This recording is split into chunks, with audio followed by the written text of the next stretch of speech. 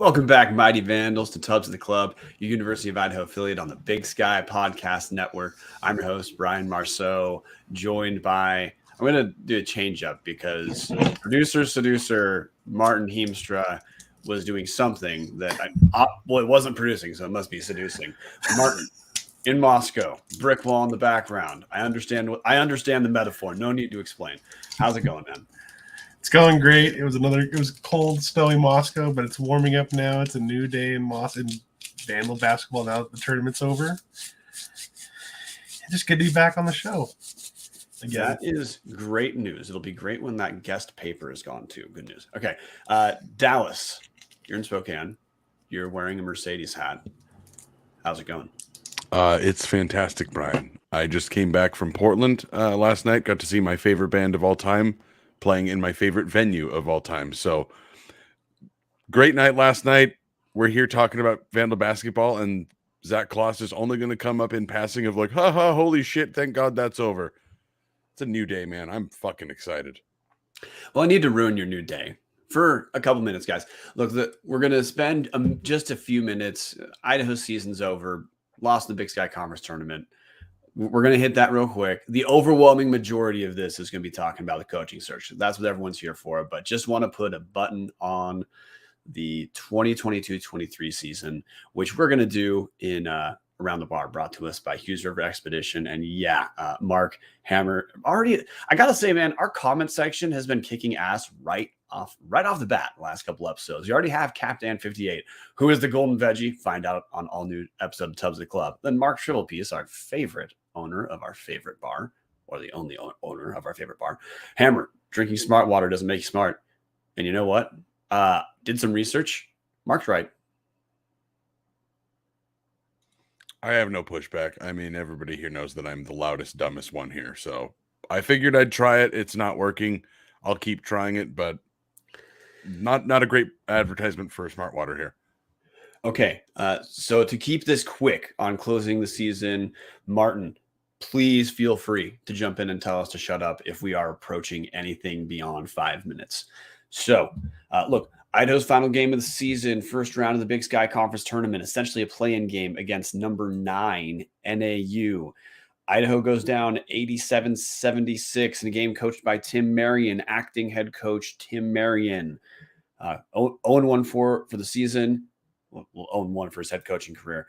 Idaho was led by Isaac Jones, 23 points on 9 of 15 shooting, picked up 5 rebounds. Nigel Burris had his season, meaning his Vandal career high, scoring 21 points on 7 of 10 shooting, 7 rebounds. Nice. By the way, finally nice to see Burris get a few more touches too. Devontae Moffitt added 15 for Idaho on 15 shots, but clearly wasn't enough. Jalen Cone led NAU with 25 points on 12 attempts. So look, Dallas, first, anything noteworthy we all would have picked Idaho to lose this game anyway. Anything noteworthy from Idaho's last game to cover?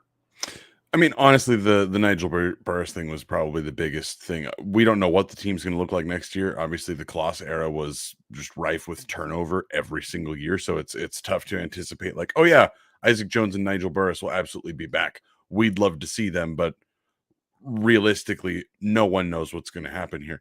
But seeing Nigel Burris kind of get unlocked, getting a little bit more consistent touches. Again, only had 10 shots and then 6 free throws. So, took 12, 13 shots there.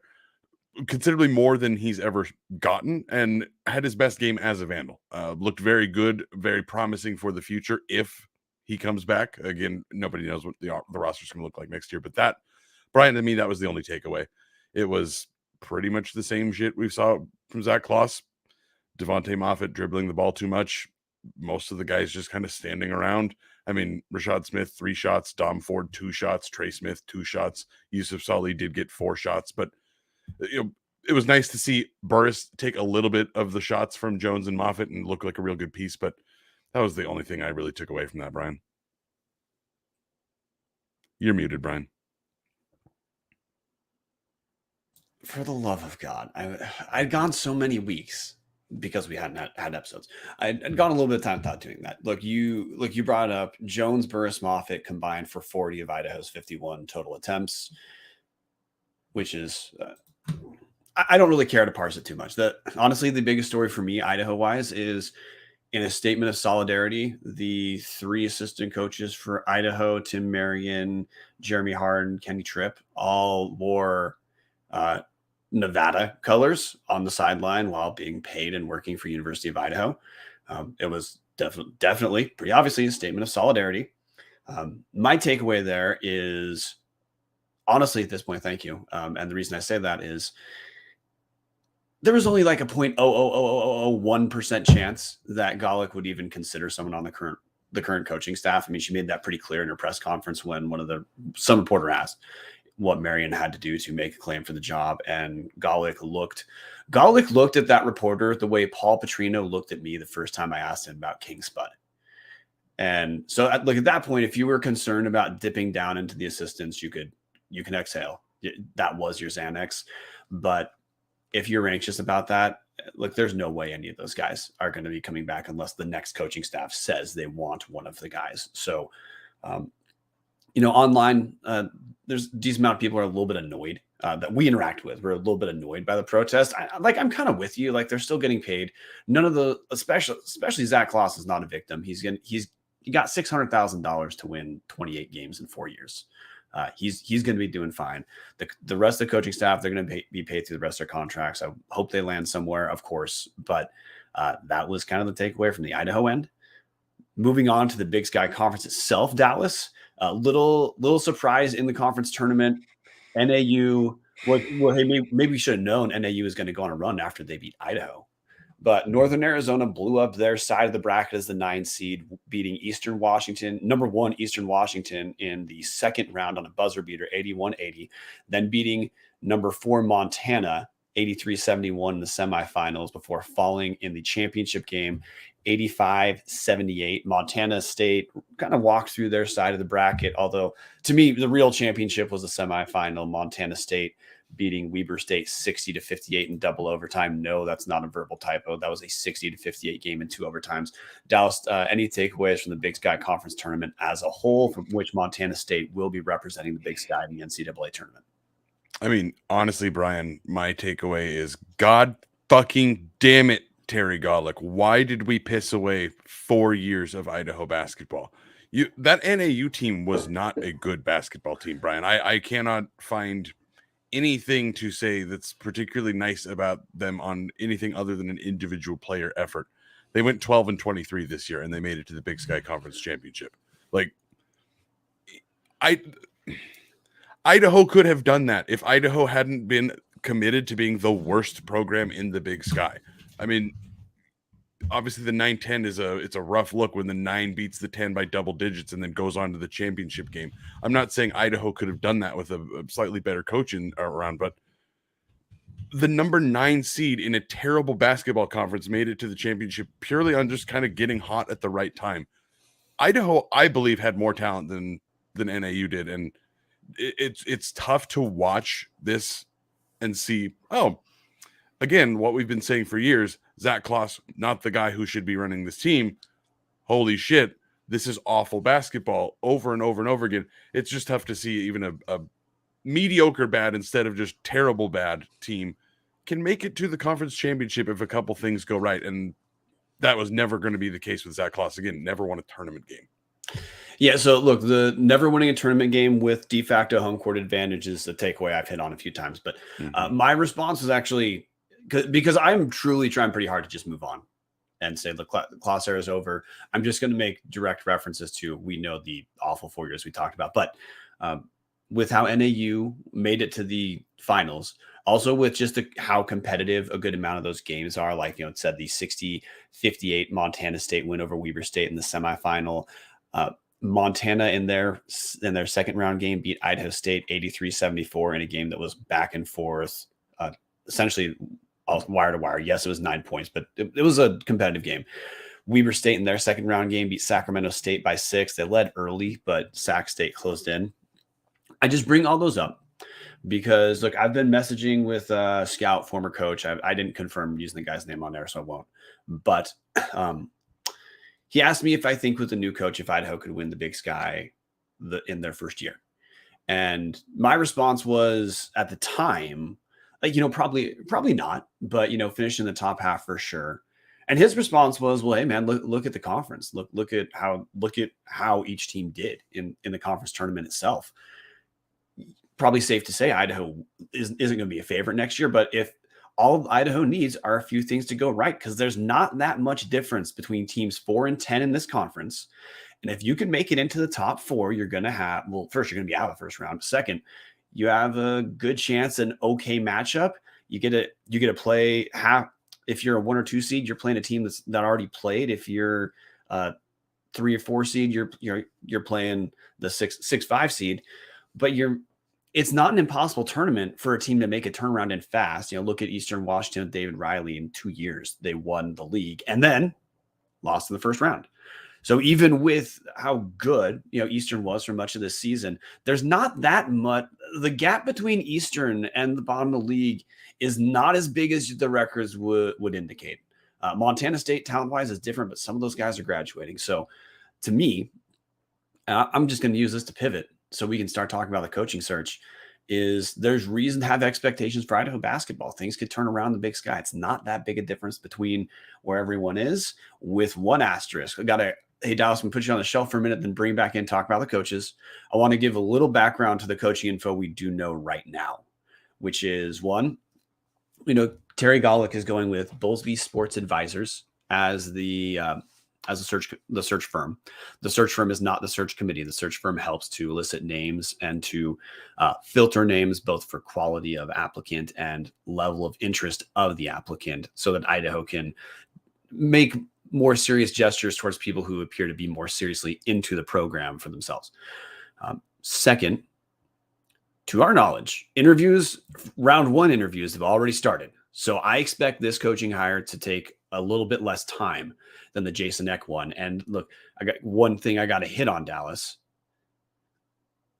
Indefensible decision to me by Terry Golick that is going to speed up this process now, which will not be an indefensible decision. Because Zach Kloss was a lame duck and everyone knew he's a lame duck, Idaho has no one signed for this year's class. So we know there's 4 guys who are going to graduate. You can do just basic math that on average, at least 2 to 3 guys are going to transfer as well. Our last few seasons, about half the roster is transferred.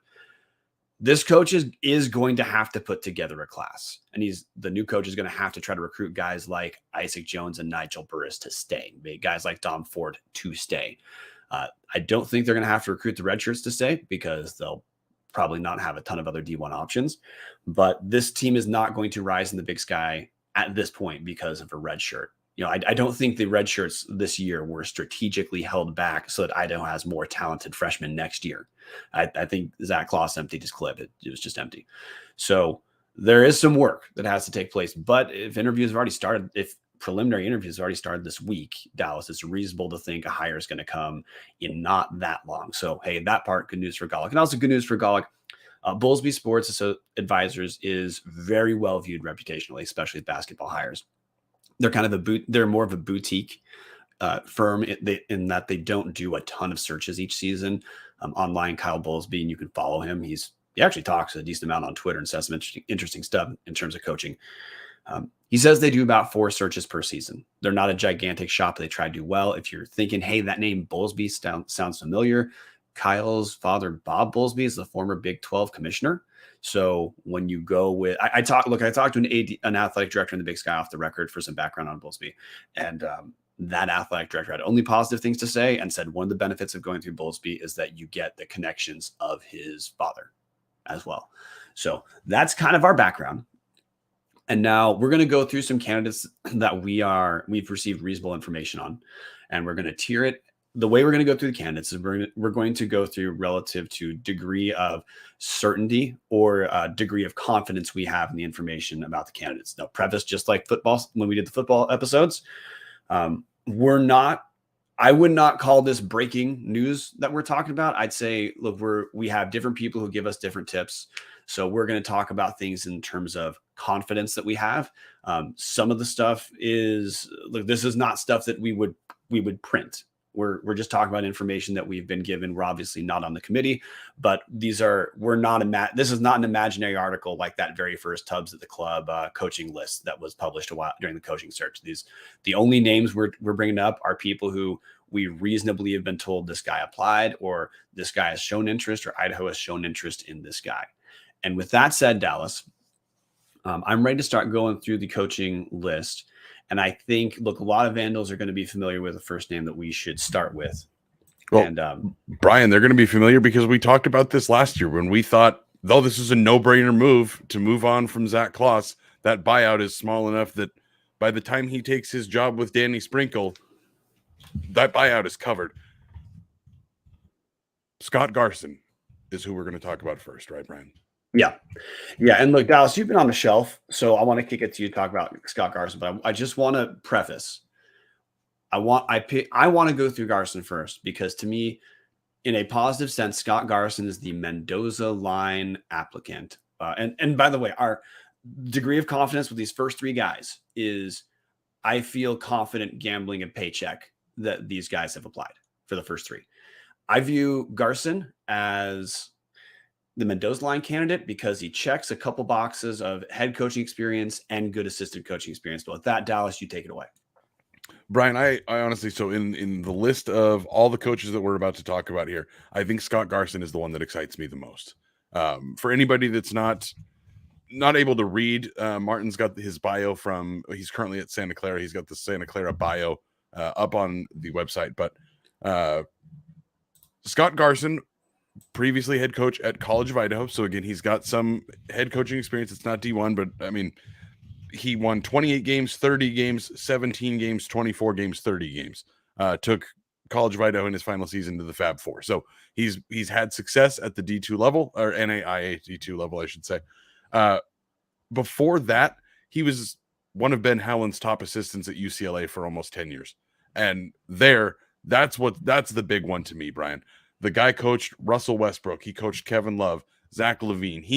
He has recruited some incredible talent, and he's coached some incredible talent that were not only incredible college guys, but also incredible NBA guys. I'm not saying that all of a sudden we're going to have some lottery picks coming through Idaho if Scott Garson ends up getting the job here, but everywhere the guy's gone, he has succeeded. Santa Clara, I got to give you credit for doing the research on this one. As an assistant, he focuses on offense and player development, as well as obviously recruiting. Just about every assistant has to do that at this level. In the last two seasons, their offense has been top 25 in the nation in pace of play. That excites me a lot, Brian. We've obviously seen Zach Kloss's teams can score pretty well, but that's because they can't defend at all they had to score. Getting a coach in here who has coached NBA talent and knows how to run an offense, this is the one to me that could not be more thrilled about Scott Garson as the coach if he ended up getting the job. Yeah, Garson, I'm stoked about the idea of Scott Garson. He's also, look at his time as a head coach. And look, this is the thing, Kyle Bowlesby on Twitter, and I think he deleted the thread because I tried to find it to repost it, had a thread earlier about a week ago where he described his philosophy with helping schools find coaches. And he's open about the idea that, look, there are certainly some assistant coaches from high majors who become good head coaches, but when you're grabbing a guy who does not have collegiate coaching experience, you are gambling, especially that first year, you're gambling that he's going to be together in a way that you don't actually have evidence to say he will. And look, Scott Garson did great at College of Idaho. Most recent season at College of Idaho, like I said, 2017, 2018, went 18-2 in conference, 30-7 overall, finished no worse than fourth in their conference. In 3 of his 5 years, they won the conference. So look, for what it's worth at that level, which is different than Big Sky, Garson's teams did well. And then the second thing that to me I care about is with a lower major coach, you become a little anxious, a lower level coach. You might become a little anxious about what is going to be their recruitment pipeline if they've spent time recruiting at lower schools. I'm going to talk about Ryan Looney at Idaho State, who has not done a terrible job at Idaho State, but it clearly has taken him a few years to find out what his best routes for recruitment are going to be. He clearly looked like he wanted to have a heavy JC influence, but then when there's that whatever the fallout was between him and Jared Fay, that seemed like it was torpedoed. And now he seems to have found his footing, but like he's in year 4, just like Zach Kloss, and finished 8-10. And I bet look, that's Idaho State. It's a different subtext, but everyone here is going to say, look, we're hoping the guy can look solid within the first couple of years. Obviously Grace gets extended to a new coach, but Garson also has the California background at multiple schools have done well to explain where he knows how to recruit and where he probably has background to bring some guys to make a difference immediately, kind of like Travis DeCure did when he came to Montana. He had a handful of guys he'd attempted to recruit at Cal who just didn't end up making it to Cal. Well, those are some of the big guys he brought in his first 2 years at University of Montana to, take them to the tournament the couple of times he did. So Scott Garson, to me, look, I'm going to be comparing all these. Every applicant now gets compared to Garson until someone knocks him off, because look, the other thing too, man, if Garson is wanting to come to Idaho, University of Idaho, the way we've been told for multiple years, this is a guy who's fine coming from big city to Moscow, Idaho. He's fine, or maybe even wants to come from California to Idaho.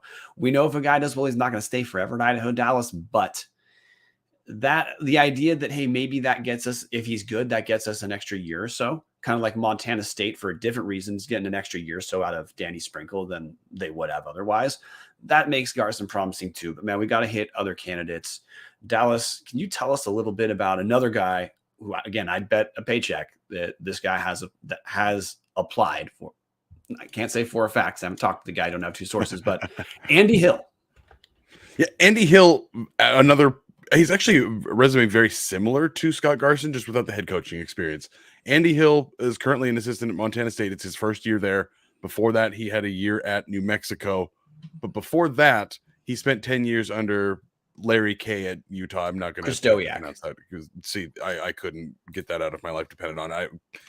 He's been around forever, and I've never been able to pronounce his name. Anyways, Andy Hill was a 10-year assistant at Utah, responsible for their defensive schemes and recruiting and scheduling. When he was there, he developed 3 straight first-round picks. DeLon Wright, Jacob Podol, Kyle Kuzma all came through. All 3 of those guys had a decent enough impact in the NBA. None of them were obviously incredible superstars, but again, the same thing of seeing a guy who was a decade-long assistant in a power program and did very well. I mean, they had 5 straight 20-win seasons. I know that Utah basketball has kind of slipped in the last 6 years or so, but at the start of that tenure, they had 5 straight 20-win seasons. They were top 4 in the Pac-12 5 different times. They made it to the NIT 3 straight times. 3 years out of 4, and then had NCAA tournament in there as well. Runner-up in the NIT, Sweet 16 back in 2015. A lot of really good experience on Andy Hill's resume, just no head coaching job. But what Andy Hill brings to this, Brian, is that he's been an assistant at Whitworth here in Spokane. He's been an assistant at LCSC. He's been at Eastern. He's been at Montana. He knows the Big Sky. It's been a while. I mean, we're talking the Montana team that won a tournament game in 2006. Andy Hill was on that staff. It's been a while, but the guy has been in this conference before and succeeded at this conference before.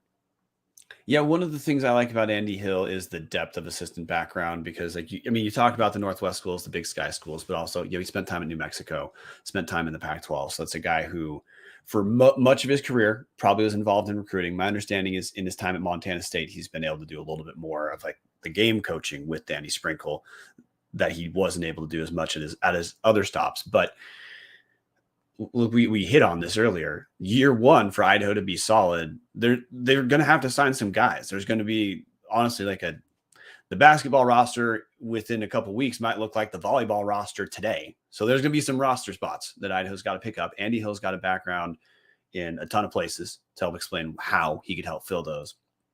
And I want to focus a little bit more on his time.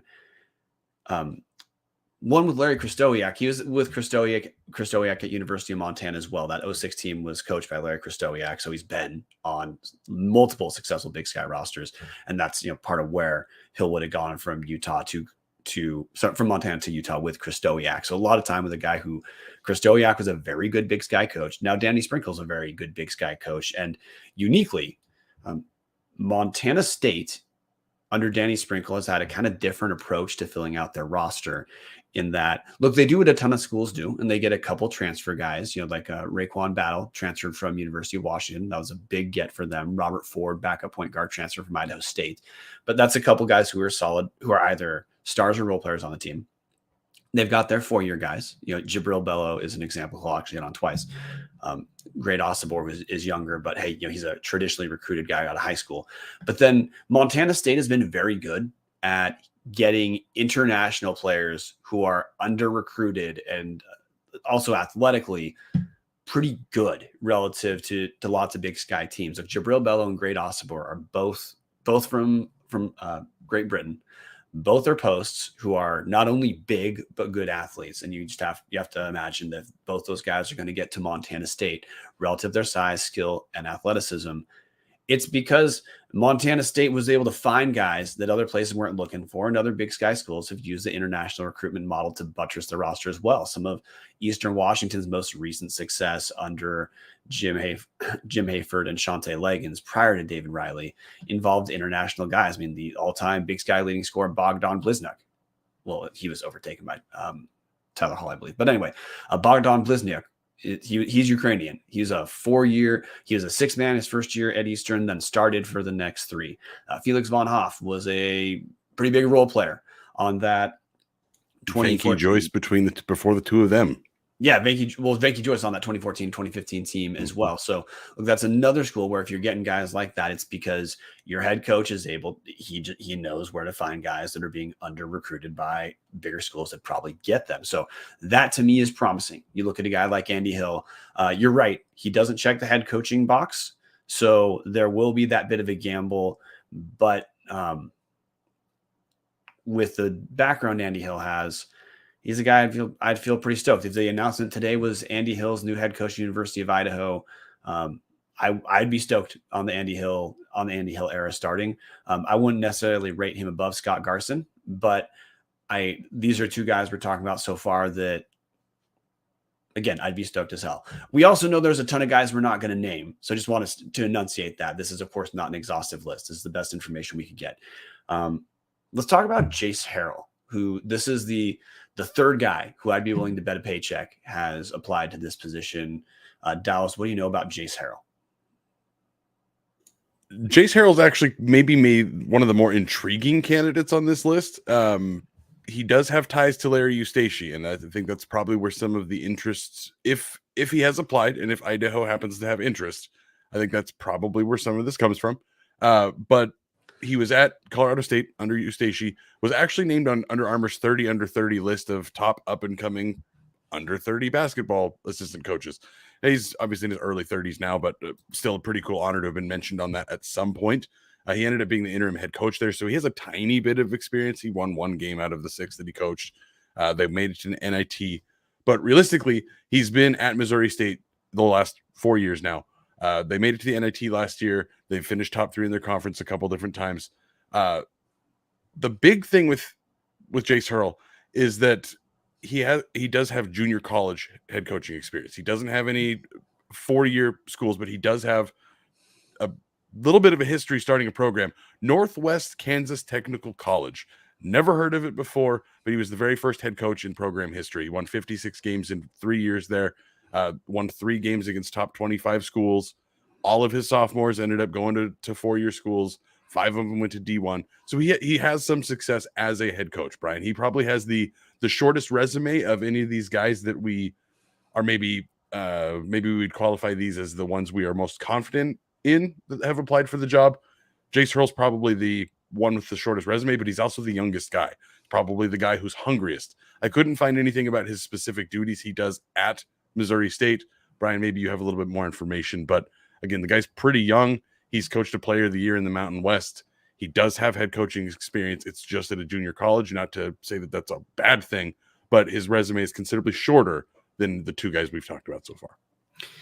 Yeah, so the situation too at Missouri State is it's a little interesting because the head coach Dana Ford might be on his way out.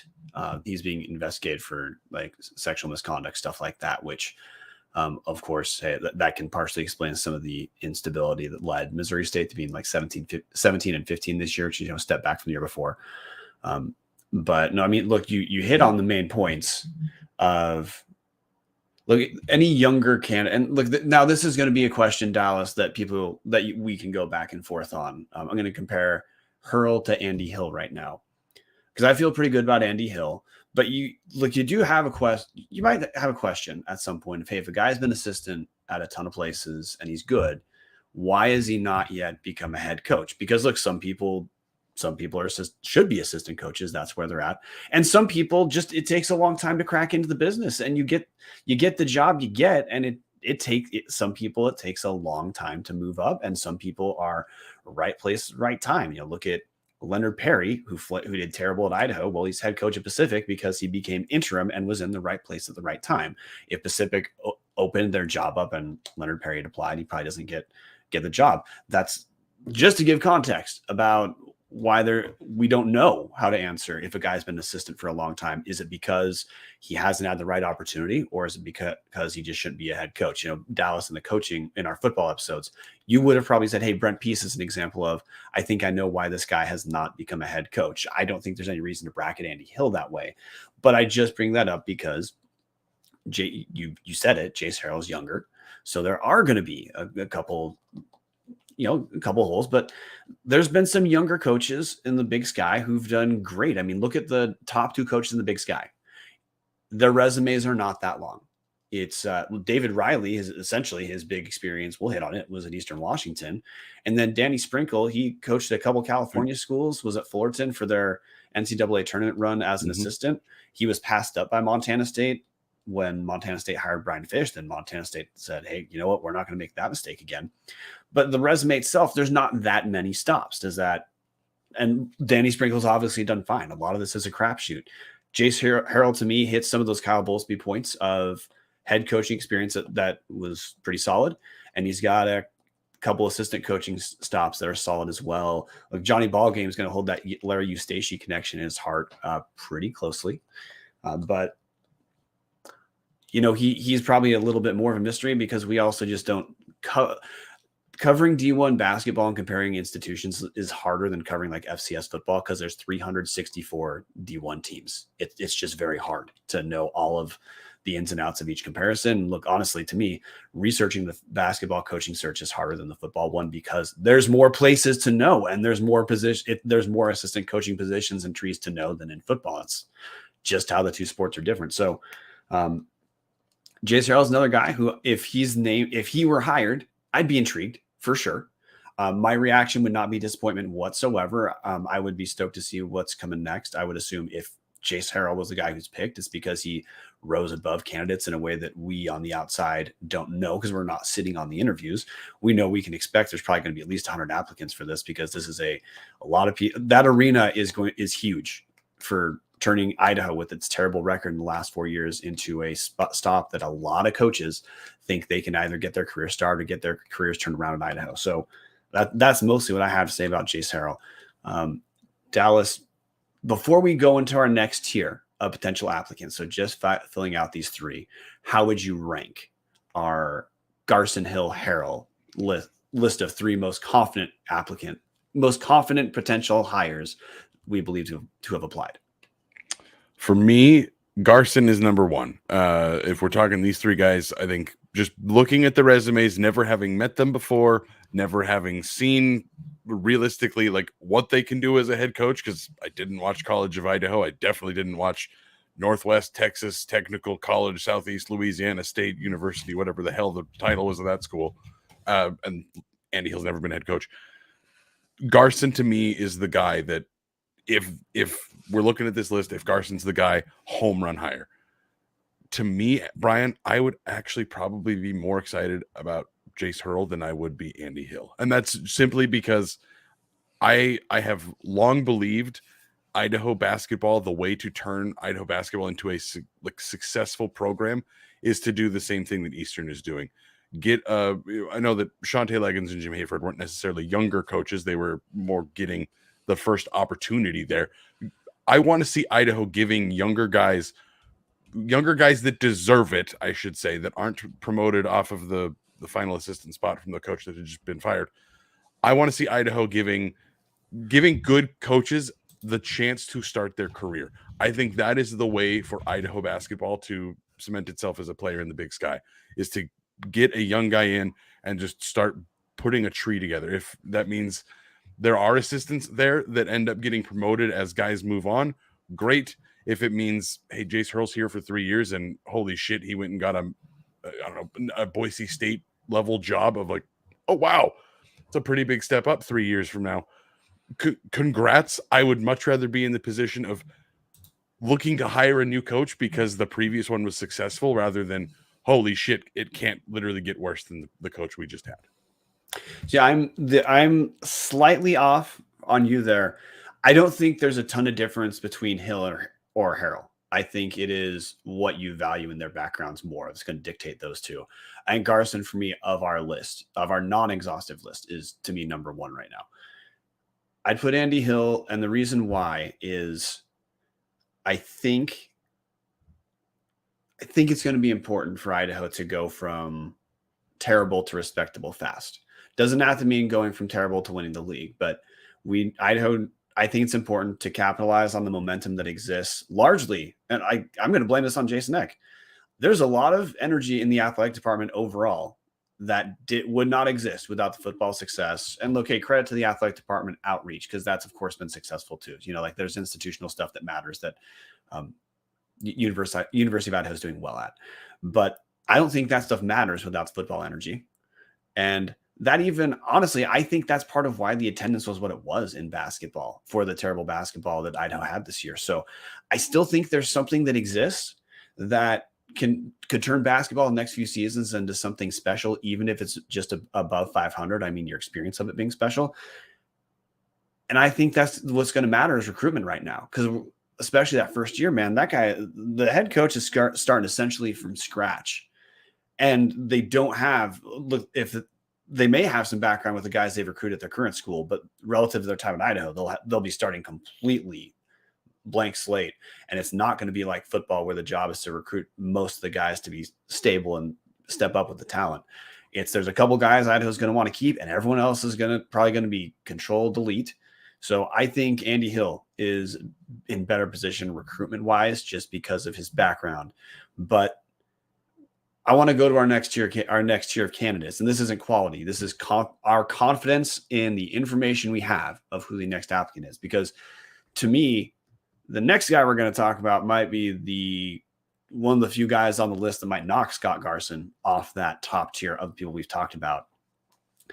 And you only have to look 8 miles over to Washington State to see Jim Shaw. He's not quite as young as you talked about with Harrell Dallas, but I'm going to bet there's a handful of things in Jim Shaw's background that make him potentially interesting for this Idaho job. Sorry, I did not realize you were kicking that to me there. I just apparently forgot that I'm also a host of the show. So obviously, guys, if anybody has followed Wazoo basketball, because they're right next to Idaho, people have a tendency to pay attention to them because they're the power school next to Idaho. Wazoo basketball has been really bad for a really long time. And then Kyle Smith came in and realistically saved that program from Ken Bone and just the really rough decade of basketball there. Jim Shaw came in as the associate head coach a couple years ago. Obviously, Kyle Smith has gotten this program mostly turned around. They unfortunately lost to Oregon today, and any dreams they had of the NCAA tournament went away. But before he was with Kyle Smith at Wazoo, he was the head coach at Western Oregon. Again, another D2 school, very similar to what Scott Garson did. He went 102 wins and 30 losses in 4 years. He was the conference coach of the year in the GNAC in 2017, 2018, 2016. He made the D2 Final Four. He made a regional final in 2017. And then in 2018, he lost a national title game. So while, again, guy does not have D1 head coaching experience, it's very similar to Scott Garson, where he has absolutely succeeded as a head coach. Sure, you could say he didn't win the national title, but it's really, really hard to look a whole lot better on a resume than being able to say you made it to a Final Four, a regional final, and the national title game in back-to-back years. Pretty incredible stuff. Before that, he was a long-time assistant at Washington. He spent some time at St. Mary's under Randy Bennett. He was at Oregon State way back in the Gary Payton days. he's been around for a long time. Definitely not quite as young as maybe a Jace Harrell, but a similar kind of. His resume is very long. Not a ton of stops there. It's been really he stays at one place for quite a long time, Brian. So yeah, the part of his background I like. One is, again, I'm fine taking the Kyle Bowlesby's word as gospel that being a good head coach at a lower level doesn't mean it's going to translate to a higher level, but it probably means you're not going to be a dumpster fire. So like absolutely fine taking that into account. And then I like seeing a guy who has recruitment background at a ton of places that have been relatively good when he's been there. The St. Mary's one is the one that to me is intriguing because St. Mary's they've essentially established themselves, Dallas, as like number 2 team in the West Coast Conference in a world where Gonzaga is not a preposterous story that no one else in the nation is going to repeat at any level whatsoever. St. Mary's success, if they were in any other conference, they would be understood as the perennial champion, or at least contending as a perennial champion. They've made the NCAA tournament quite a bit anyway, in the shadow of Gonzaga. So that stop to me is the one that kind of jumps out the most. But one, the fact that the guy would be a D2 coach, and because he's a little bit older, it's another one where in my head it feels like, hey, if he's good, he's probably not bouncing after 1 or 2 years. Not going to be here forever, but if he's solid, maybe we squeeze an extra couple years out of him at our level and at least establish a little bit more baseline success if things were to work out. But then the multiple Northwest and California stops, you can understand how he's been at some places that reasonably Idaho could look to recruit out of. As in, historically, Idaho has been able to pull some guys from Portland. No, he didn't coach in Portland, but coached on the western coast of the Northwest. Pulling guys from Seattle has been something that Idaho absolutely has done on past teams. And then St. Mary's, they kind of pull from all over. They also pull international players as well, kind of like that connection we said with Andy Hill, where you can say, hey, Jim Shaw, if he's going to have to fill out roughly half a roster and he's going to have to hit maybe not home runs, but at least some doubles if Idaho's going to be good next year. Well, you can look at his background and say, okay, this is where the dude's got connections.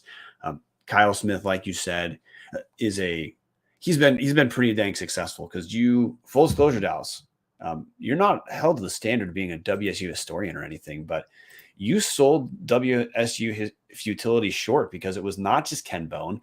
Ernie Kent was pretty dang bad at WSU as well. And I didn't mention Ernie Kent because I think that Ernie Kent's entire era was like the Zach Kloss era. There was no positive progress there. It was just a complete burn of those years. Sorry, continue, Brian. Well, the reason I bring that up is Kyle Smith immediately turned Washington State into a competitive team. But the other part about Jim Shaw, too, is, look, we're this far away. We have the entire theoretical basketball universe to talk about of coaches, which is to say we don't have to care. We can care this far away of, is the guy going to be a slow it down coach? Is the guy going to be a fun coach? I think Gar's going to be a fun coach. I don't know what Jim Shaw would be, but he's worked with a ton of guys who have different philosophies. So you could expect Jim Shaw is at least going to be interesting, to say nothing more. We're 46 minutes in, so we got to start going through a few of these guys faster. Next one is a guy we have reasonable confidence is interested in the job. I think we spend less time on him, though. Dave Pilipovich, currently assistant coach at New Mexico, Dallas, but he's got head coaching background too. Very interesting career for Dave Pilipovich. So we're going to cut out from 86 to 2007. I'm just not going to cover any of that. The guy Which is to say, if you're listening and not staring at the screen as a viewer, Pilipovich is older. Pilipovich will turn 60 next year. He turned 59 this year. So a little bit older guy. Pilipovich was one of the top assistants at Arizona. Jesus, Dallas. I'm falling apart. Top assistant at Air Force from 2007 to 2012. Ended up getting promoted to the job, was the head coach at Air Force from 2012 to 2020. Since then, he went to be the special assistant to the head coach at New Mexico. Then he left to go coach in the G League for 1 year with the Austin Spurs. And now he's back in that same role as the special assistant to the head coach.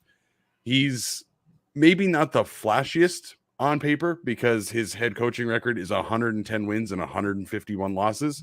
He made it to one CIT. He won a game there and then lost a game there. However, This is at Air Force. He is technically the greatest coach in Air Force history. He has one winning season. He went 18-14 in 2012, 2013, his first year as the head coach. But he made it to the CAT, got to the second round. It was the first time they'd ever won a postseason game. He finished 9th or 10th in all but 3 seasons there, Brian. However, he is their legitimately the best coach in Air Force history. He has a record 5 seasons where he won 6 or more conference wins. That's how bad Air Force basketball is. I'm not going to say Dave Pilipovich has an incredible resume, but he did have a middling amount of success at a really bad program. Well, Air Force also has, to my knowledge, and look, our comment section can correct me. My understanding is Air Force has a little bit difficulty recruiting just about anyone because you have to get into the Air Force. And there's things like there's reason that service academies in football will run triple options because they're more limited in what they can recruit. That transcends into basketball as well. So my take on Pilipovich is Idaho's just lived through a dumpster fire. He would absolutely not be a dumpster fire hire. I think if you go Dave Pilipovich, it's because you believe completely rehabbing Idaho is essentially a 2-coach process of coach 1 brings stability, which then lets you land a better coach for coach 2. I don't know if Pilipovich, when he's not at Air Force, is going to slow it down the way Air Force does. And full disclosure, I hate watching that type of basketball. So he's not going to be particularly high on my list right now. If I found out today he was hired, I will again, essentially any coach that was not on the assistant coaching roster.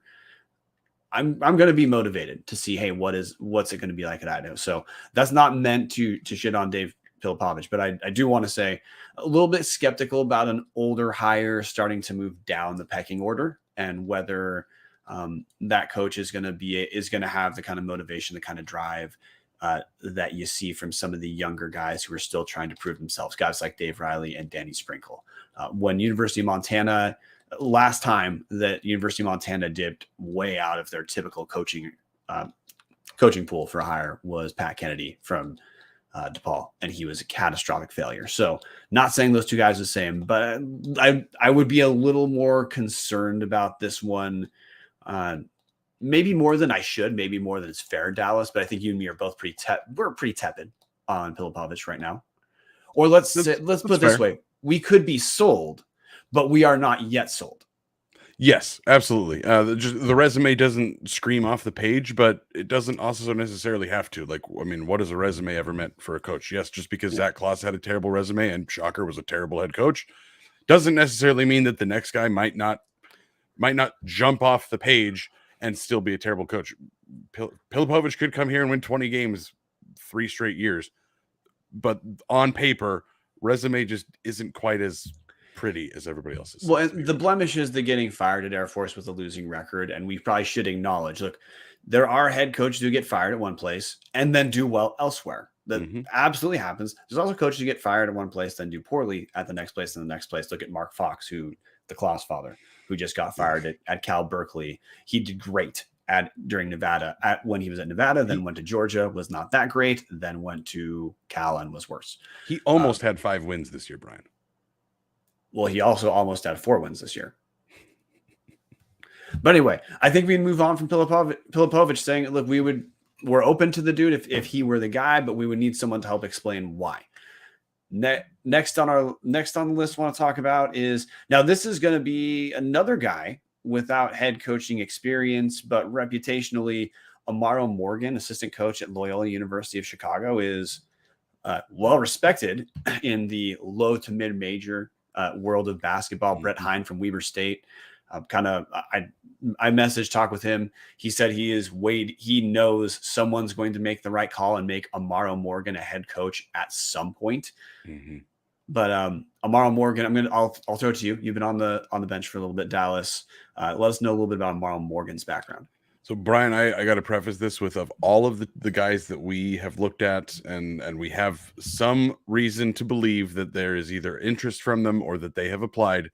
Of all the guys who don't have head coaching experience, Amaro Morgan is the one I am most excited about. This is his 2nd season at Loyola University of Chicago.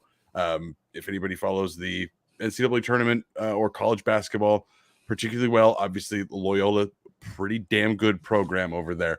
Their current coach, Drew Valentine, says this about Amaro Morgan, quote, extremely passionate, high energy, excels as a recruiter and on-floor coach. He's elite at building relationships. He's a future head coach and a rising star in basketball. So first off, I mean, again, we're talking about a guy who doesn't have any head coaching experience. We got to kind of draw on the stories type of thing. So current coach at Loyola, again, very good program, thinks very highly of this guy. Before he was at Loyola, he was at South Alabama from 2018 to 2021. They won 54 wins in 3 years. He was named a top 3 assistant in the Sun Belt by Stadium, who's kind of involved with the Athletic. They're kind of a mid-major media market. He's familiar with the Big Sky, Brian. He played at Idaho State, 2-time All Big Sky player. He played in Europe, so he's got some pro experience. He just doesn't have head coaching experience. And then I don't know exactly what he has done as an assistant coach. Most of his coaching profiles speak to developing players, which, I mean, phenomenal. I mean, but all coaches have to do player development. So it's tough to know, but hearing what we've heard about his personality, and like you said with Brett Hines saying that somebody's going to make the right call and give this guy a shot. Idaho feels like a place this guy could take a shot. Like, he played at Idaho State. He's got to know the Big Sky at least a little bit. Yeah, and he's pretty young too. I mean, his last season in the Big Sky, he averaged 16 points a game. Then was 2009, 2010. I mean, Idaho State, the university itself, of course, they've had 3 winning seasons in the 21st century, but like you obviously don't hang that on a guy who's an assistant coach elsewhere now. Just acknowledging he's got a Big Sky background, was a good player in the Big Sky. I got to tell you, he's intriguing. He's a foil to Dave Pilipovich in that Pilipovich has been around. It feels like he's established. You feel like you know the ceiling, but you know the floor too. Amaro Morgan, look, he's probably about 36, 37. So he would be one of the younger coaches, not the youngest, but he'd be one of the younger coaches in the Big Sky. If he were named head coach, he would be just a younger D1 coach in general. He's a guy who it feels like with a relatively diverse background as far as playing in the Northwest, playing in Europe, and then coaching in the Midwest and the South. You know, there again, you know where the recruitment pipeline is. You know where the potential connections for recruiting comes from. But because we haven't seen him be a head coach, and because he's younger than Andy Hill, it's a little bit easy to read potential into an Amaro Morgan hire. I'm intrigued. I will say, look, relative to the guys we talk about, this is objectively the thinnest resume. I mean, you maybe compare it to Jace Harrell, but Jace Harrell has been a head coach elsewhere. He's been an associate head coach elsewhere. Mm-hmm. Doesn't mean Morgan would not be a guy who would excel in the Big Sky, but Morgan, I would be both the tip-off of the 23-24 season. In Moscow, I would be there simultaneously ecstatic and terrified because you just don't know based off that background. But I will say, Brian, the one thing I like about Amaro Morgan, when you look at the places he's been, every place he's been, he has been just moving up the ladder. There is no Andy Hill being at Utah for 10 years and then the whole staff gets fired. Morgan has climbed his way up from Our Lady of the Lake University in San Antonio, Texas. He started at University of Illinois Springfield and then moved on to Our Lady of the Lake University.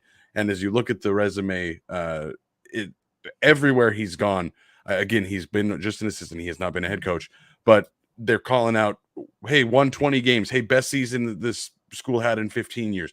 Like, the guy is on a trajectory upward, which is the one thing that makes me a little positively anxious if he were to be the guy. Yes, the resume's thin, but he is on an upward trajectory, which is great. And look, I don't mean the word thin. The word thin when you're talking about a resume is usually pejorative. I don't mean it that way. He's young. There are young coaches that we already referenced who have done well in the Big Sky who would have thinner resumes relative to older coaches because they can't invent extra experience. So I guess to put a button on Amaro Morgan, Morgan hire, though he doesn't have direct University of Idaho connections, it would feel like Golick taking a swing at getting her version of David Riley or Danny Sprinkle. Yeah, they don't have the connections, but going for a young guy who has been at places where it's worked out, a guy who has energy that is going to be different than someone who's been here a while. And there are much worse things that could happen to Idaho basketball than to say, you know what, we're going to just do a 180 from what we were looking at previously. Wouldn't put him again, wouldn't throw this, put Morgan above a guy like Scott Garson or Jim Shaw on paper. But this is another guy who I'm going to say I'd be pretty dang stoked about. If like, I would be more excited hearing Morgan was hired than like Pilipovich, even though Pilipovich might have a higher floor. But our seducer Martin is telling us we should probably do an ad read right now. And Dallas, you are no longer sick. So I'm going to let you take the wheel here. Hell yeah, that's what I'm talking about. If you are looking for a great all-inclusive week-long vacation, do not look past your backyard. Hughes River Expeditions has been vandal-owned and operated since 1976, and they are ready to take you on the vacation of a lifetime. Enjoy a multi-day trip down the Middle Fork of the Salmon, the main Salmon River of no return, the Salmon River Canyons, or the Selway. You can even check out special trips like one to see the Perseid meteor shower. Camp on pristine beaches, run amazing whitewater, hike scenic trails, spot wildlife, soak in beautiful natural hot springs, and fish some of the most remote stretches of river in the entire damn country. Just bring your clothes and let HRE handle the rest. Grab a paddle, catch dinner, and ride the bull all throughout the Gem State. Call them now at 800-262-1882. Again, that's 800-262-1882. Or check them out at hughesriver.com.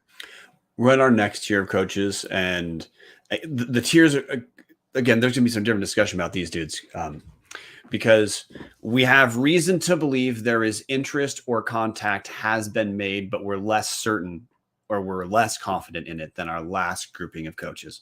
So that's the way we're moving down here, guys. No, none of this is rumors. None of this is us listing coaches we know exist. This is all based off research that we have reason to believe these guys are potentially in that pool of around 100 or so applicants, or 100 or more potential applicants. This one to me stands out. Austin Claunch, head coach at Nickel State. Spent a good time digging around on Austin Claunch because, look, and I got to give a shout out to Low Major Madness on Twitter as one of the dudes who helped us out in coming up with some reasonable names to be talking about. Low Major Madness, real informed dude. Absolutely worth your follow if you're paying attention to Big Sky basketball. Austin Claunch, one of the youngest coaches in Division One. He's been a head coach at Nickel State since 2018. Can I correct you very quickly, Brian? Yes. He is the second youngest head coach in Division One basketball right now, and was the youngest head coach for the previous 3 seasons until this one. Okay. He's younger than David Riley. He is younger than David Riley. Holy crap. Okay. Real impressive resume relative to his age. So he was an assistant. Dallas, he was an assistant at Nickel State from 2016, 2018. He's been the head coach at Nickel State since 2018. So look, there's not a gigantic resume to talk about because the dude's pretty dang young. But at Nickel State, he's been good. Brian, he's been very good. Of all the names, and again, we're talking about him here because we're in the some to little to maybe just rumors area of the coaching search and the names we've heard. But Austin Claunch might excite me as much or maybe even more than Scott Garson. Austin Claunch has done a very good job there. So he took over in 2018, 2019, after Richie Riley moved on to South Alabama, where he's been pretty decent. But so he took over a team that had won 20 games. Head coach moves on. They promote, again, the youngest assistant up, kind of the same way that Eastern approached David Riley. Slightly different because David Riley's only coaching experiences at Eastern. We'll get into that here in a minute. But Austin Claunch, he actually got his very first Division I win against Idaho, 83-80 in 2018. He was the Southland Coach of the Year in 2021. He's gone 90-60 in his first 5 years. He's won 20 games multiple times. They made the NIT last year. He, again, second youngest head coach in D1, youngest up until this season. ESPN put him on their 40 under 40 list in 2020. And as an assistant, before he obviously has been the head coach now for 5 years, he was primarily responsible for point guard development. And as somebody who really did not like the way that Devontae Moffitt played basketball, I'm very excited by the potential of a point guard specific coach coming in to kind of clean up that position a little bit. I'm old school. I like the point guard having way more assists than shots. It's just ball distribution is key to me. Anyways, Brian, this is the guy I'm probably most excited about. We've got his experience up here. He's only been a coach for 10 years. He started as an assistant coach at George Mason, was a grad manager at Clemson, had 1 year as an assistant coach there before he went to Nichols, and then he's been there ever since. Yeah, in his time at Nicholls State. So yeah, he just concluded his 5th year, which that's incredible relative to his age. He's a 5-year head coaching veteran. Nicholls State first year finished 9th. Second year they tied for 2nd. Consecutive years they finished 1st in conference standing. So 2021 they're 14-2 in the Southland. 21-22 they're 11-3 in the Southland. Then in 2022-23, so this year they go 16-14, finish 4th place. So relatively speaking, there was a bit of a rebuild that had to take place after that 18-19 season. Weirdly, he was able to recruit during COVID, which I was told is not possible. And the team has been at least stable in every season since Claunch's first in the Southland. Southland's a lower major conference, so that can help explain why a guy with head coaching experience like this might be interested in the University of Idaho. Nicholls State also has catastrophically terrible facilities. I don't know if anyone remembers the 2018-2019 FCS playoffs when Nicholls State's locker room outside for the opposing team was like a tent or a tarp or something like that. So you can, again, ICCU is going to attract some names that people are going to be surprised about. If you would be able to see every single person who's interested in the job, everything we've been told is there's going to be a lot of good names that Golick's going to get to sort through. And look, Claunch is absolutely one of them. The only concern I really have about Claunch is been told he's a guy who's been looking to hop out of Nichols a few times. That honestly, Richie Riley at South Alabama, if he moves up, he may take Claunch with him as an assistant coach to move up a conference too. But apparently Claunch was also the number 2 for the Austin Peay job before Nate James got it. That was a couple of years ago. So he's a guy who it sounds like he's been looking to leave Nicholls State for a few years.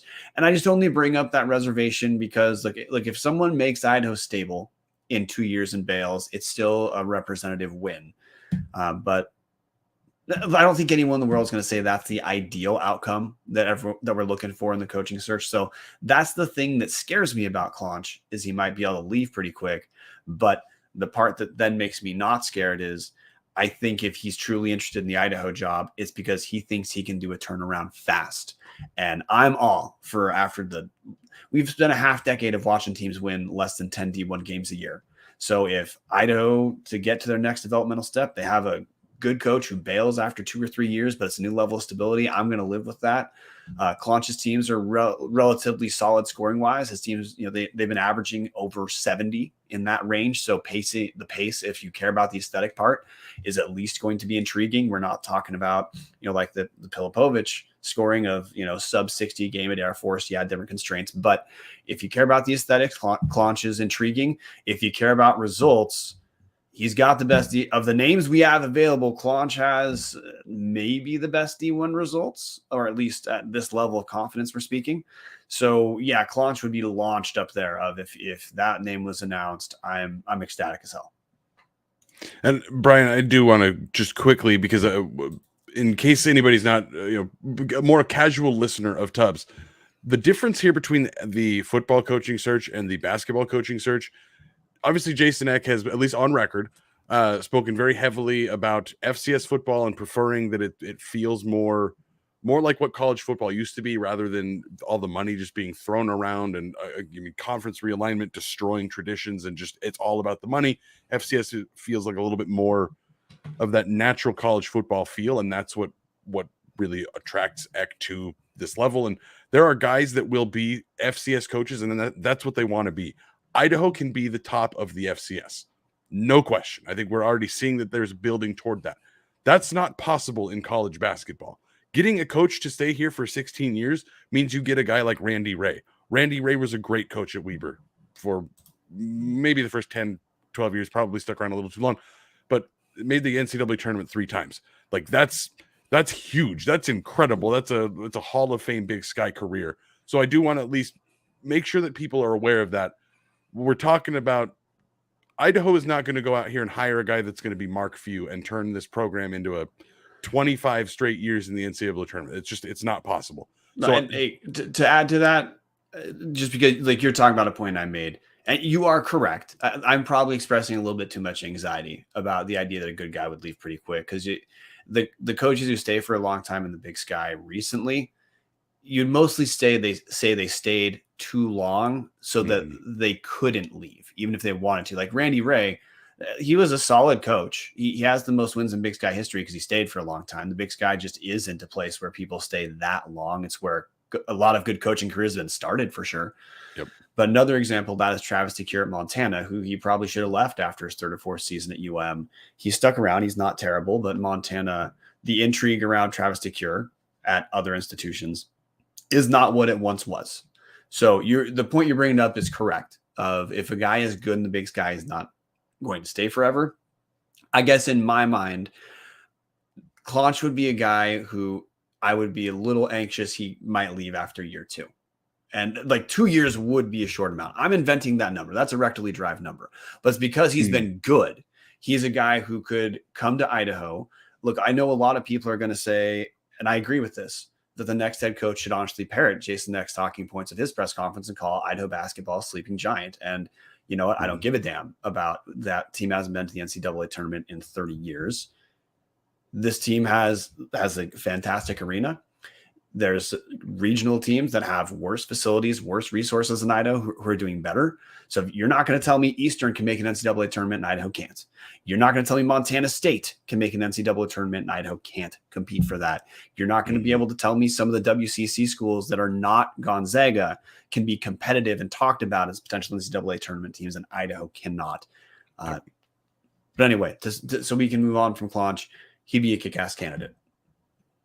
Brian, that takes us into the rumors area, where maybe we don't have quite as solid evidence that the coach may be or may not be interested in this. But I think the right place to start here is with David Riley. Yeah, because and I wanted to find rumors real quick. It's kind of like when we talked about similar when we talked about Bo Baldwin, the football search, where like we brought up like, hey, like we think this is a little far fetched, but the name's coming up, man. We're not making it up. People are telling us the name. David Riley fits there I'd call this lower likelihood outcome, but we're not inventing the names. We're reporting names people are giving us. So Dallas, David Riley probably has a special place in your heart. So I'm going to let you enunciate that. Yeah, I'm a big fan of David Riley. So guys, anybody who's not too familiar with David Riley played at Whitworth here in Spokane. Honestly, one of Whitworth's greatest players. He's in their Hall of Fame. He graduates from Whitworth at the same time that Jim Hayford leaves Whitworth to take the job at Eastern and saves that program from they had Mike Burns, Ray Giacoletti, Kirk Earlywine, who go Vandals, was an assistant here for a long time. Really, really rough stretch of basketball there. I know they had the Rodney Stuckey years, but outside of that, not a whole lot of success for Eastern over those 20 years before Hayford came around. Hayford comes around, he brings David Riley in as a GA, and he just works his way up. He has never coached anywhere other than Eastern. He came in as a GA, made his way onto the bench, then slowly worked his way up as Hayford left, and then Leggins became the promoted coach. And once Leggins left, they promoted Riley. Riley went 18-16 last year and then won the Big Sky this year. And not just like hey, he inherited the whole team. It was Shante Leggins left and took most of the team and most of the coaches with him. And David Riley rebuilt this shit on the fly. His primary duties as an assistant were running the wings, running the offense. Brian, as you mentioned, there was Venky Joyce, Bogdan Bliznuk.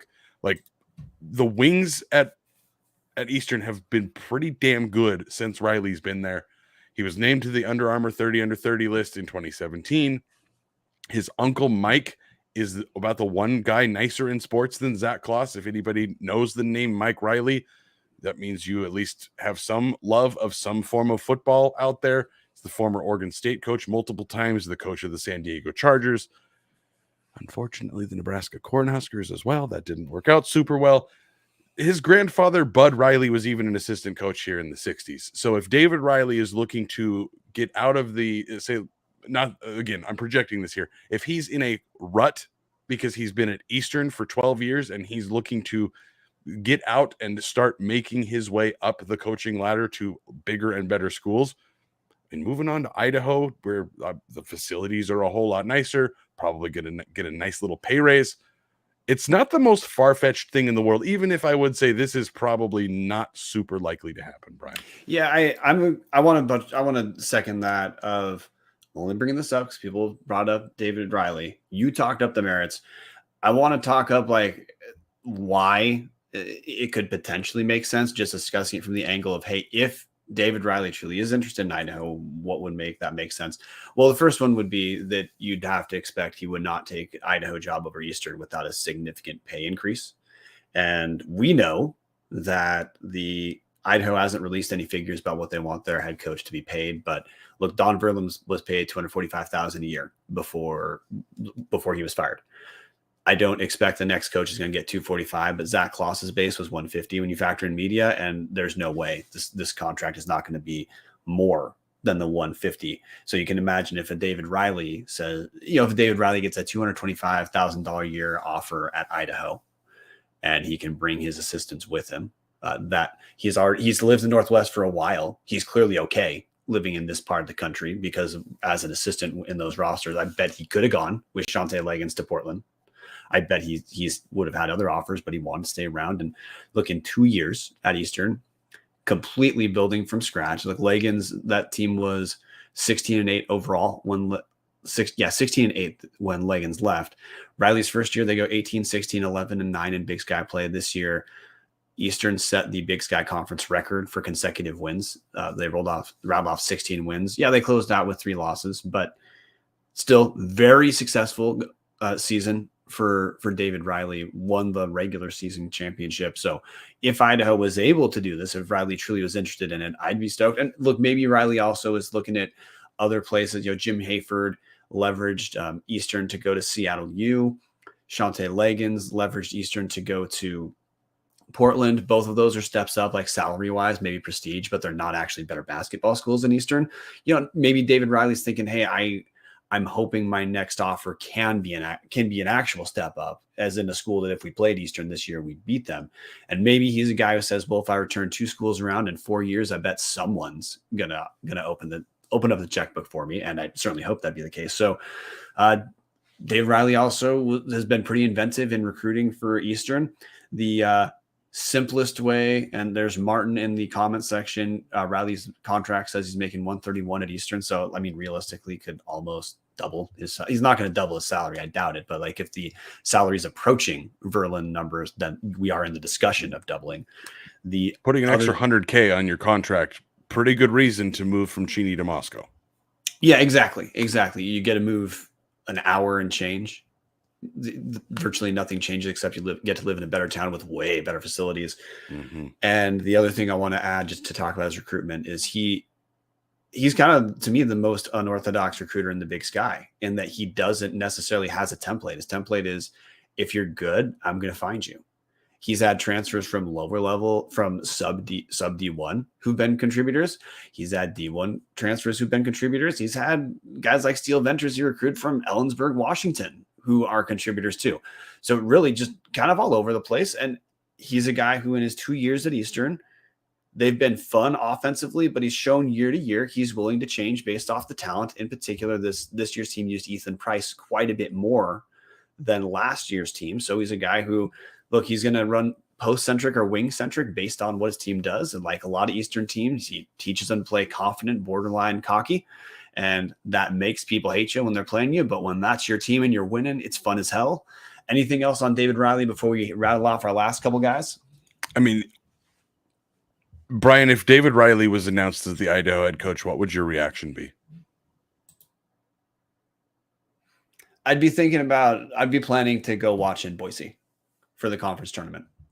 I'd be thinking immediately, look, they might not win the league the first year, but they're going to be competitive. We're finally going to get a win in that de facto home court advantage. I'd be ecstatic about David Riley. He's another guy who, hey, resume wise, it's quote unquote thin relative to his first head coaching job. He did fine. But what about you, Dallas? You hear David Riley? What are you saying? Hell shit, fuck yeah. That is what my immediate reaction would be. That to me is the most solid. We are going to turn this fucking program around right now. That hire would, if somehow they brought in a proven Big Sky winner, pulled him right off of the quote unquote rival, that to me would speak volumes. Again, I think this is very unlikely to happen, but I would be thrilled if this happened. This Riley, of the names we've talked about, would be the biggest statement hire. Absolutely, no question. But again, we're both on the same page.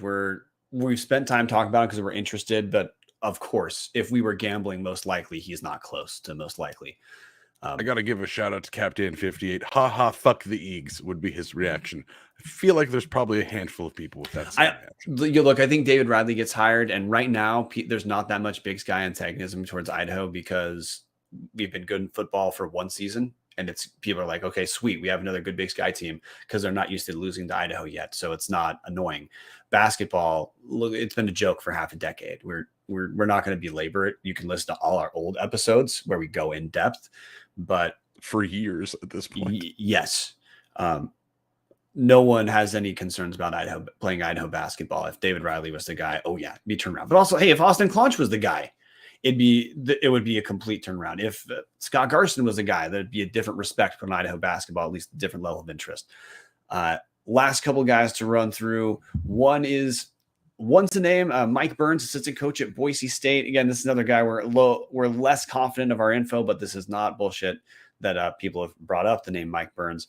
He's a longtime assistant coach. He was, as Dallas touched on earlier, former head coach at Eastern for 3 years.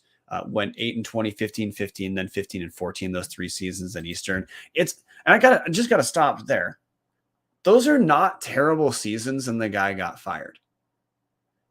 Those would be Zach Kloss's 3 of Zach Kloss's 4 best seasons. No, that would have been a new contract. That would have been a new contract for Absolutely. sure. For sure. So I just want to hold that on Mike Burns because like the dude got fired, then went to Spokane Community College and they were 30-2. So like the guy has certainly done well when he's had his longer head coaching runs. 7-13 at Pacific for just one season, not really going to hang 7-13 on like an interim type of season, but Pacific, of course, at least looked elsewhere, which is a good thing to do if you have an interim who's sub 500. But the big thing here, Dallas, before I kick it to you, is he's assistant coach at Boise State right now. Burns has a background of being a strong defensive coach, and then his Eastern teams were still relatively fun. Yeah, the Eastern teams were fine. Again, he's a defensive-minded guy. Boise State was Ken Palm's 20th ranked defense last season. They were 13th nationally in scoring defense. Not quite as strong this year, but again, still very strong defensive team. Again, they've got to win their tournament realistically to make the NCAA tournament. I don't think they're going to get in unless they make it to the conference finals and play very well. They're on the fringe, but as much as it pains me to say it, like Boise State's program under Leon Rice is pretty solid. Mike Burns, while he's been there, they've made 3 NITs. They've made an NCAA tournament appearance. Again, they were number 2. Can I jump in real quick? Because you're talking about defense. His last team he coached at Eastern Washington averaged 84 points a game. Damn. So like he's got a defensive background, but it's not Dick Bennett ball. Both teams are scoring, around 54. It's funny you say that because he was also an assistant under Dick Bennett at Wazoo. Again, that's been quite a while, but he does have that on his resume as well. For me, Mike Burns would be the optics are going to be interesting. Hiring a Boise State assistant as the Idaho head coach. I don't know if you can quite get over that with some portions of the fan base, especially the part that's down in the center of the universe. But realistically, if you take the Boise State blinders off, this wouldn't be a terrible hire. He has head coaching experience. Again, not great at Eastern, but solid. Not bad. Like not terrible. Like if this was the guy or somebody with a comparable resume, I'd be like, okay, this Idaho is at least going to make steps toward being a competent team, which we haven't seen in, like you said, Brian, half a decade. Yeah, Mike Burns would be a less sexy hire than some of the like, let's say Amaro Morgan, but to me, Mike Burns, if this is a guy you hire, what Terry Golick is saying is, look, I'm prioritizing us getting stable first. Yep, the floor is being raised here. Maybe not the ceiling as much, but the floor is massively being raised. Well, keep in mind, Dallas. I mean, with how bad Idaho basketball's been, the floor is the ceiling. So no, like a guy like Mike Burns, I would be more intrigued by Mike Burns than Dave Pilipovich. Yes, 100% agree. The thing to me, it's honestly more basketball itself that interests me about Mike Burns is having a guy. It's unique to have a guy with a defensive background who also his teams when he coached were high scoring. So I'd be pretty stoked on that. Look in the comment section, Ron Loney saying Boise State leftovers. He's not. I wouldn't call that leftovers. The guy's done very well at Boise State. He's done well for himself elsewhere. And I gotta say, look, all of us got annoyed that Terry Golick gave Klaus the shot he did. But the positive thing I'll say is I have no doubt that if Terry Golick thinks Mike Burns is the guy, she's not going to give a shit that he is at Boise State right now. And that's the right call. That's absolutely the right call. Yeah. So while he's at Boise State today, shit on him. But if he becomes an Idaho coach, I'm going to be stoked for the Mike Burns era. Last name we got to talk about is, this is the one. And it's Coach Bucket, man. Sorry, Ron Loney saying, quoting Michael Jordan, the floor is the ceiling, just having fun. We know, Ron. We just wanted to at least exhaust the Boise State point. Honestly, thank you for giving us an excuse to talk about the Boise State point, man. We know, same page. Last guy I got to talk about because this is a name that it's on all Vandals. It's a guy who played for University of Idaho, Joe Cravens as an announcer. The state of Idaho. Well, yeah, and so Joe Cravens, announcer of the Big Sky Conference tournament, brought up Chris Bauman as a guy that Idaho should look at.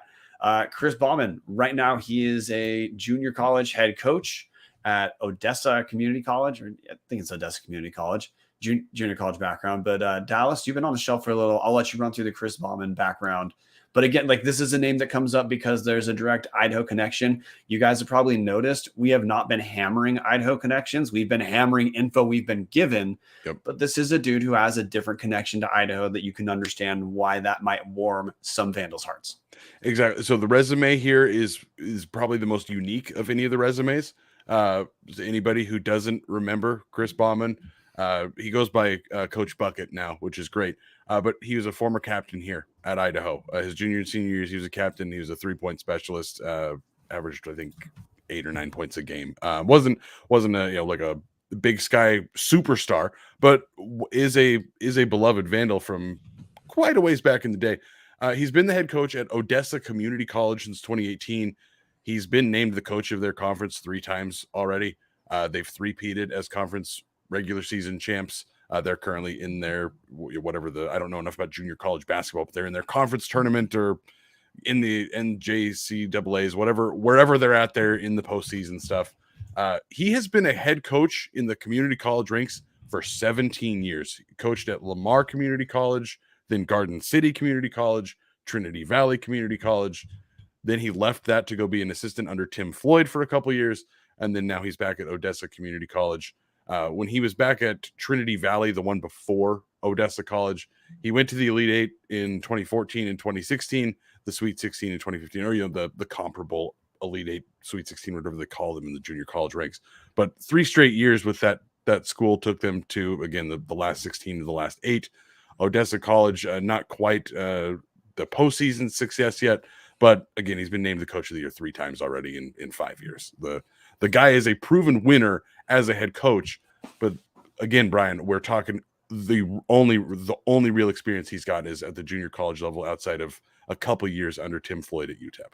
Well, and Tim Floyd was overall had a pretty dang successful career as a college head coach. So also Tim Floyd, former University of Idaho coach. So look, there's another Idaho connection from back in the day, which is not an awful connection. We talked about Jace Harrell having the Larry Eustace connection. Chris Bauman has Tim Floyd connection to the biggest last 30 years names in University of Idaho coaching history. To me, my comparison to him is kind of, honestly, I'm probably more confident that Bauman has applied in this job than some of the other guys we talked about, but I just don't have the direct info to say that. That's why he's bracketed here. I'm going to compare him to Amaro Morgan in that Amaro Morgan has some pretty interesting stops, but his resume is thinner in that no head coaching and he's younger. Chris Bauman graduated last played for Idaho in 1998, I believe. So he's a little bit. He's not old, but he's not young. Honestly, fits kind of that Jason Eck around age marker. But Bauman doesn't have the D1 stops that make you that kind of jump off the page, minus UTEP, which is interesting. It's that he's been a good junior college head coach who just hasn't jumped out at the junior college ranking. I know a lot of people are going to make the connection to David Farrar, who was a not successful Idaho coach. I would not make that comparison. It's different eras. And look, there are certainly junior college coaches guys who've moved up from JC and done fine at D1 or fine at higher levels. So I would not write off a guy like Chris Bauman because David Farrar was a disappointment however many years ago. But I'm intrigued. I'd put him at the level that I probably would need to hear him talk a couple times because I would be eager to be sold. But once I heard him talk and sound like a competent basketball coach, I would be on board. Only reservation would be, does he have the recruiting does he have the background in recruiting D1 level players to make it work right away? I don't know. But look, every coach, if you're coming to Idaho, every single coach is going to have a hole of sorts, unless like the Austin Cloncher, David Riley thing is on the table because there is no hole. But so now we've run through those guys. Let's do quick. We have one final ad read, and then I just want to spend a minute, Dallas, having you so we can parse a couple of the candidates, maybe give our top 3 or our top 5 Portland State number. But got to give a shout out. Nick Davis at Idaho Nick does the best metal work in the nation because I don't know anyone better. Dallas has a custom LA Rams. It's their actual logo, but Nick doesn't have his army of LA Rams orders. That was custom made for Dallas. This is something you can get that I'm holding. This is the Eye with Vandal script. He does all the Idaho logos, both retro and modern. These are available at the bookstore, but if you contact Nick Davis directly at Idaho_Davis or go through us at Tubbs the Club, we'll make the connection too. He'll sell it to you for $85. That includes shipping. So Nick Davis is kick-ass work. He's a kick-ass Vandal. Vandals support Vandals. And he'll make just about anything you want. Like, Brian, you had the Wazoo logo made for your brother. I believe Nick has actually made the Wisconsin logo for Coach Jason Eck. He did. Just hit him up. If you've got something that you'd like to, hey, I would love to have this in my house as a cool metal sign. Reach out to Nick. The dude is fucking awesome with his metalwork. I don't know if he'd be willing to make a Boise State one, but like maybe if you could keep it off the record, he would be interested in doing that in case we have any Broncos hate watching right now. But yeah, no, Nick's a cool dude, guys. Honestly, he does the best metalwork I've seen. There's sometimes Costco sells stuff like this, and Nick's stuff is better and it's cheaper. Way better. So yeah, 2 for 2. So one point I want to hit on. Dallas, we did not talk about Kermit Davis. Why did we not talk about Kermit Davis? Because Jesus Christ, no. That's why. Yeah, sorry, that's a name that's been thrown around. We have no info whatsoever that Kermit Davis is interested in Idaho or Idaho is interested in Kermit Davis. I just wanted to address that because again, like we did research for this. Some of these look just like the coaching search. We talked about a lot of names. Some of them turned out to absolutely be real. Some of them, realistically, some of them probably were not. But all the names, this was not us sitting and making a list for fun. If there's a name on this list, it's because someone who's helping us out gave us that name, which is why Kermit Davis isn't on there. It's a rumored name because he has existed at Idaho, but I would at this point call the Kermit Davis talk absolute bullshit. So Dallas, let's part of the names we have. Give me your top 3. I mean, and this is in my own personal wish list, right? Yes, but like feel free to extrapolate 1 or 2 to include likelihood as part of your math. So, okay, well, I'm not going to go with likelihood. I'm just going to address the likelihood. David Riley would be number 1 for me. I think David Riley, if Terry Golick somehow gets David Riley to come over here, I think that ignites a rivalry with Eastern more than it is already starting to slowly pick up a little bit. He's a proven winner in this conference. He's young, so he's probably hungry to get the hell out after 3 years. But that to me, number one candidate. I don't think it's going to happen again. I think the likelihood of this is 1 in a million. I don't think it's going to happen. I would love to see it. The ones that are more realistic, Scott Garson is absolutely number one for me. I think Scott Garson would be an incredible hire. He's a proven winner in the state of Idaho. He's had some incredible experience in the Pac-12, does a really good job with the Santa Clara offense. I don't see any real negative drawbacks. And again, Brian, we talked about him last year as somebody that might be interested in the job if Zach Kloss was fired a year early like he should have been.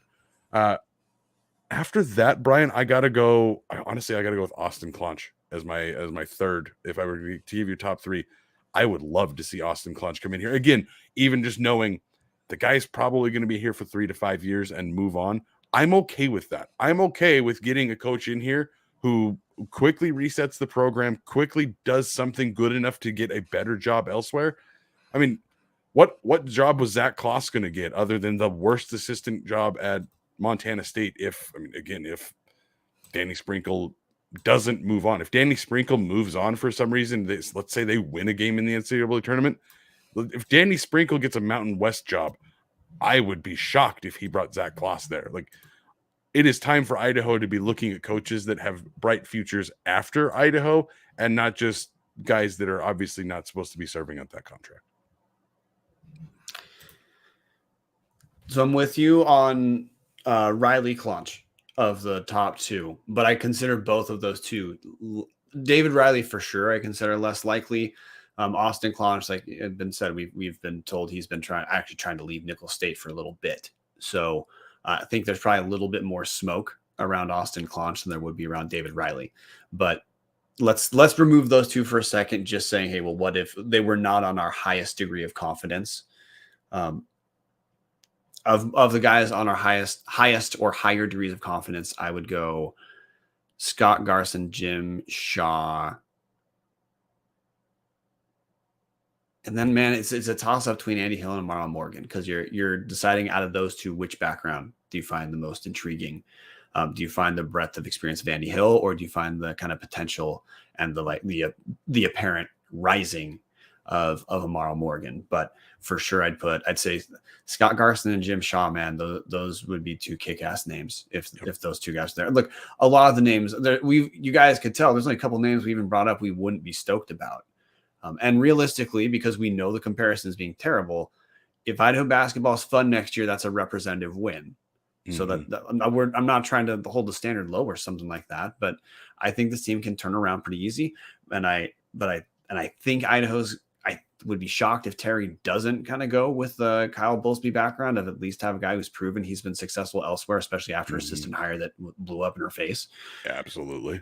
But yeah, I guess put a button on it. Yeah, those would be my. I'll narrow it down of Scott Garson, Jim Shaw, and I'll say Andy Hill.